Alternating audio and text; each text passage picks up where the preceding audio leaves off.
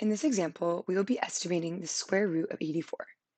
To do this, we're first going to simplify the square root of 84, and we'll use a math rule where the square root of a times b is equal to the square root of a times the square root of b. Now what this means is that if we have two numbers multiplied by each other inside of a square root, we can then rewrite it as the square root of one of the numbers times the square root of another number. Now let's do this with 84 by first separating out 84 into 21 and 4.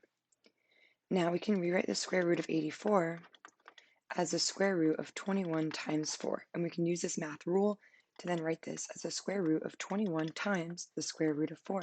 The square root of 4 is 2 because 2 squared is equal to 4. So we can rewrite the square root of 4 as 2, making our final answer here in the simplified form of 2 root 21. Now if we want to estimate the square root of 84, we want to look at perfect squares nearby to 84. So let's estimate. 9 squared is equal to 81. That's pretty close to 84. 10 squared is equal to 100. That's also pretty close to 84, but we can see that 84 is between 9 squared and 10 squared. So we can write the following inequality. The square root of 81 is less than the square root of 84, which is less than the square root of 100. Now we can write this because 81 is less than 84, which is less than 100. We can rewrite the square root of 81 as 9 because 9 squared is 81. And we can rewrite the square root of 100 as 10 because 10 squared is 100. Now we can see that the square root of 84 lies between 9 and 10. To find out the tens place approximation, what we can do is we can try out values between 9 and 10 and see how close we can get to 84 when we square them.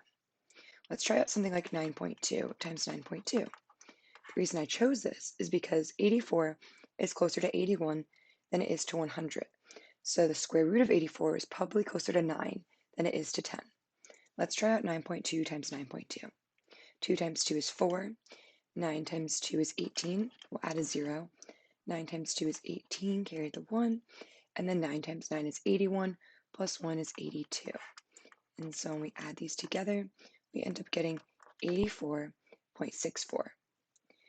So we can see that this value is really close to 84, so then we can say that we're going to approximate the square root of 84 to be about 9.2.